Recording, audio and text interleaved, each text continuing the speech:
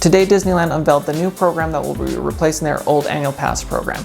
It's called the Magic Key, and in this video we'll be breaking down what we know so far and talking about whether these new benefits and the changes are going to unlock new doors of fun or if they're going to keep us kind of locked out of the benefits we used to love.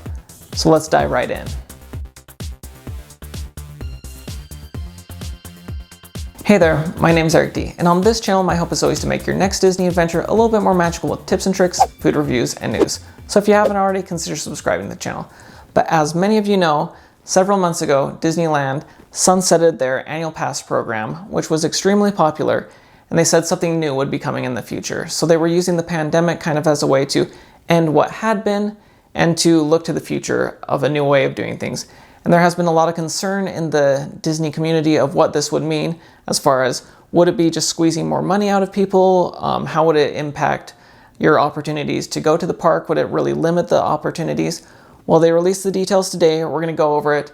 And first off, it's not as scary as many people were saying it would be. It's very similar to the previous annual pass program. The biggest change is just that you will be making reservations to get into the park beforehand. So even though in theory you can go every day of the year on some of the passes or on one of the passes and many of the days of the year, you still have to make those reservations. So if reservations aren't open or if it's already at capacity, you won't have access. So that's the biggest change. But we're going to break it all down and talk through those things. But just know it's not as scary as some people were saying as far as, oh, maybe you'll only be able to get in 10 days a year, or, oh, it's going to be costing just as much as a regular ticket each time. Nothing like that. So let's go over the details. The Disney Parks blog said, "We know our fans and legacy pass holders have been eagerly awaiting to hear how to visit our theme parks in new and frequent ways, and visiting in a manner that is designed for today's guests that also fits into their individual needs. Today, we are excited to share the next evolution of the Disneyland Resort Annual Pass program, which was informed and shaped by extensive consumer research and feedback from our guests and fans. We are pleased to introduce the Magic Key program, a new guest-centric offering that will deliver choice, flexibility, and value for park admission, special access to unique experiences, valuable saving opportunities, and so much more. There will be 4 options of Magic Key passes to provide our guests and their families with choices that fit various needs and lifestyle preferences for how they wish to visit the Disneyland Resort." So now let's break down the 4 different levels of membership. The very top tier is the Dream Key, and that's going to cost $1,399. And that, of course, is a reservation-based admission to one or both theme parks every day of the year. You can hold up to 6 theme park reservations at one time for different dates, up to 20% off select merchandise, and up to 15% off select dining. Plus, standard theme park parking is included. And so that's really the big draw here, that you're getting all the days available to you as long as they're not blocked out, and theme park parking. As you can see from the reservation calendar, there are no blockout dates. The only concern would be is if you've already booked up 6 of your days and something in the future fills up that you were hoping to get in the future, but you didn't grab it already. The next level is the Believe Key at $949. This gets you reservation-based admission to one or both theme parks most of the days of the year. You can hold up to 6 theme park reservations at one time, getting 10% off select merchandise, 10% off select dining, and 50% off standard theme park parking. For the Believe Key, the blockout dates are really kind of at the end of the year for December and Christmas time, Thanksgiving, and some busy Saturdays and holidays, and about a week of spring break in April. Otherwise, it's very open with lots of weekends and most of the summer wide open. The third level down is the Enchant Key, for $649, getting you reservation-based admission to one or both theme park select days of the year. You can hold up to 4 theme park reservations at a time, so not 6 anymore, but just 4. And this is also getting you the 10% off select merchandise and 10% off select dining. And as you can see on this one, the blockout dates start to appear more on weekends and much of the summer.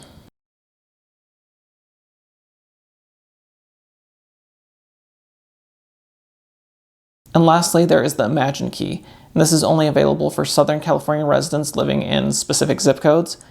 And personally, I think it's called the Imagine Key because you're going to be imagining what it's like to be in the park because there are a lot of blockout dates. On this one, you can only hold 2 theme park reservations at a time. You are getting 10% off select merchandise and 10% off select dining, but not only are you missing out on a lot of Saturdays and Sundays, you are also now getting Fridays blocked out, most of the summer is blocked out, big holidays are blocked out, and basically this is for locals to fill in Mondays through Thursdays during the slower seasons. One of the questions you might be asking is, how do these new costs compare to the old costs of what the annual pass holder program used to look like? I'll put up the numbers right here. As you can see, it's pretty comparable as far as the cost might have gone up a little bit or tweaked it a little here and there, maybe down a little bit in some areas, but overall it's very comparable to the experience you'll be getting. Of course, Disney is trying to make a big deal about other benefits you will get if you're a part of this program. Not that you're just going to be able to get access to the park, but there will be additional things. And some of those benefits that they listed out include Magic Key Terrace, a reimagined reservation-based lounge just for Magic Key holders and their friends and family. So my guess is what they've been doing for Legacy Pass holders at the Alfresco Tasting Terrace. So my guess is they're going to be turning that to the Magic Key Terrace. Magic Key Holder Month, a month-long celebration of Magic Key holders. So my guess is one of the slower months of the year, they'll be having a celebration where they'll have different things each week and things for people to come in and experience, and that will probably be when it's pretty wide open on the calendar for everyone to experience that.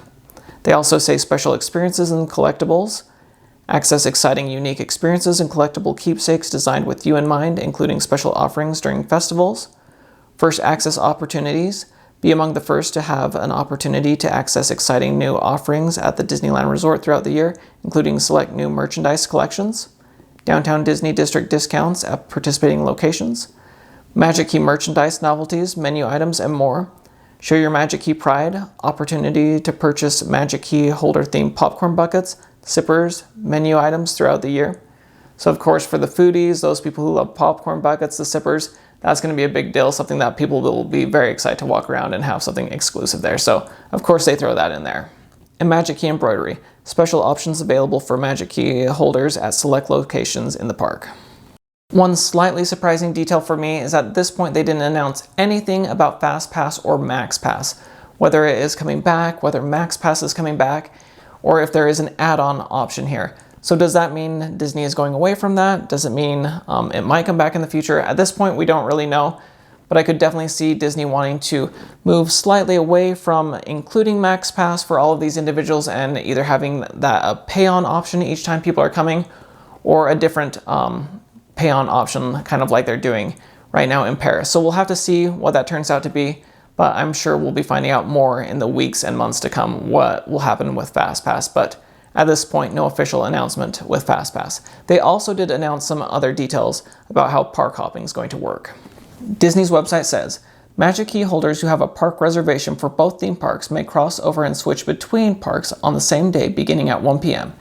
Please check the park hours calendar and the Disneyland app for the most up-to-date park hopping hours, as they could start earlier at a later date, depending on the day and park. Magic Key holders who have a park reservation for both parks must enter the first park as designated in their park reservation prior to visiting the other park.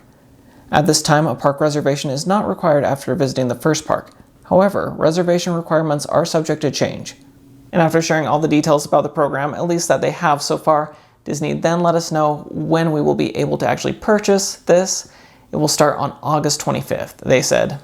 Starting August 25th, 2021, no earlier than 10 a.m. Pacific Standard Time, guests will be able to purchase their preferred Magic Key pass type. Their first opportunity to unlock a visit to Disneyland Park or Disney California Adventure Park with a theme park reservation will be that same day. So after hearing all those details, what are your thoughts? Are you wanting to jump back into the annual pass holder program and get one of these Magic Key levels? If so, I would be interested to hear which level you're thinking of. And kind of what is the difference between that? Is it the days that are making the difference? Is it how many you can reserve at one time? I would love to hear what your thoughts are. For me, I think the biggest deciding factor is definitely what days are available. And also, when I do go on a trip, because I am not local, I don't want to just be able to reserve, 2 or 4 at a time. I'd probably want to be reserving 6 at a time. So we'll see how it goes, but I am definitely excited that this is an opportunity coming back for people to be in the parks a little bit more. So let me know in the comments below what your thoughts are. Hopefully you found this video helpful. If you did, please give a like and consider subscribing to the channel, because my hope is always to make your next Disney adventure a little bit more magical. Thanks so much for watching, and we'll see y'all again real soon. Bye.